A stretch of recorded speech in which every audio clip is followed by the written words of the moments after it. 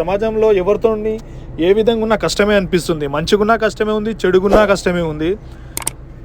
తన పని తాను చేసుకుంటూ పోయేది కూడా జనాలకు ఓర్వలేని తనంలో అయితే నాకైతే అనిపిస్తుంది అన్నట్టు. ఎంత మంచి మనదేదో మన పని ఏదో మనం చేసుకొని మన ఫ్యామిలీ మనం పోషించుకుంటే ఈయన కొడుకులకు ఏం నొస్తుందో ఏం నొప్పిస్తుందో అర్థమైతే లేదు. వీళ్ళని ఇచ్చేటోళ్ళు కాదు, పీకేటోళ్ళు కాదు.